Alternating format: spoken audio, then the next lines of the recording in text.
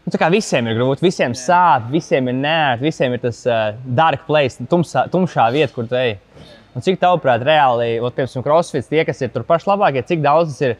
Bet viņi vienkārši ir tur atlēti, ka viņi tur var pacelt visu, vai tas ir vienkārši mentālā spēle, ka tu vari ielikt sevi un pušot sevi un vienkārši līdz galam? Gan, protams, vieglāk nepaliek, tu vienkārši paliec labāks un tie uzdevumi paliek atkal grūtāki. Vai ne? Viņus laiku paliek grūtāk. Tādā ziņā, jā, jo tu paliec labāks, uzdevumi grūtāk un vienmēr ir grūti tādā ziņā. Jā, protams, gan jau cik tu mentāli spēj spiest, cik tu mentāli pārliecināts un arī, protams, cik tu gribi iet bieži tajā dark place'ā, vai ne? Un ir jau tā tolerance sāpju, vai ne? Citam patīk sāpes, citam ne. Kā tev ir? Man patīk, es domāju, nu... Bet ko tu domā tajā brīdī, kad ir? Nu, es arī, nu... Piemēram, man ir ļoti, man liekas, es skatos citiem, kā tu spied, un tu vari jebkurā brīdī atmesties. To tempu? Ne vispār, no workouta, piemēram. Nu, beigt. Vai vienreiz nedēļā. Man tāds ir, nu, es atmetīšos, bet tajā sacensībās man kaut kas nesanāks. Un tad tu atceries, da jebkuru brīdi, kad es atmeties. Nu, principā. Tas jau kā darbs, vai ne? Tur jau tu vienkārši krūzot cauri. Protams, ir momenti, ka ir grūti, bet vienkārši turpin kustēties. Tas ir vieglākais. Keep moving forward. Vienkārši tikai mēģini kustēties. Es jau tā saku, nevajag jau, principā, apstāties, ja paliek grūti, vienkārši paliec ar lēnāks, bet turpin kustēties un izdara. Kas tev ir bijis tāds grūtākais brīdis, moments? Atceries kaut ko? Tādā uzdevumā tieši. Man liekas, ka baigi nē. Protams, ir daži uzdevumi, kur kaut kāds uztraukums ir.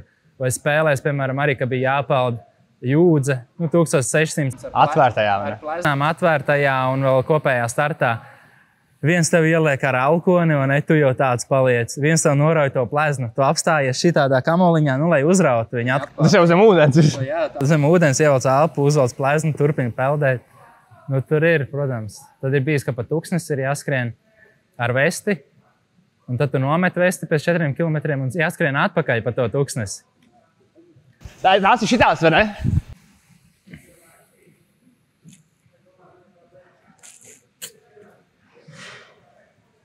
Viņa ir reāli smaga, reāli ir. Viņa ir reāli smaga, man likās, ka viņa ir viegla. Kas šitā ir? Tieši bija jāskrien tur. Tas bija Dubajā. Par reāli tūkstnesi. Viņa ir reāli smaga. Tie, kas sēdās, viņa izstāsta viegli, viņa reāli cīņas var. 9,4, 20 paundi parasti. Principā 9 kg. Kā mēs noskrēnam, nometam tur, un tad 4 km atpakaļ. Ok, tas ir 8 km.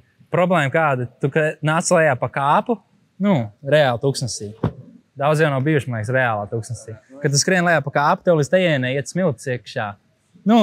Kā iegrims smiltīs, tu tur šitā kārpies. Kurpes dažiem tikai bija sagatavots. Ko varēja? Mēs visi pārējie notinām tā, lai nenāk smiltis, bet pēc 2 km jau viss bija slikti. Un pēdējo kilometru pātrinos un jūtu jau, cik ļoti sāp šeit, ja tur ir smiltis. Un es novilku, un man šitā vienkārši āda nebija tur vairāk. Viss nobērst, vai ne? Tas pirmais uzdevums. No visa, pasaule. 3 dienas tāds sufferings, un pēc tam tur nedēļu nevarēja paiet. Jo katru reizi tu pastie pēdu tādu plīst. Un, piemēram, tur bija bokžām pavara, bet daudziem bija noplēsti tā kā nagi, tūznes. Tas pārāk vienkārši garš gabals bija priekš smiltīm.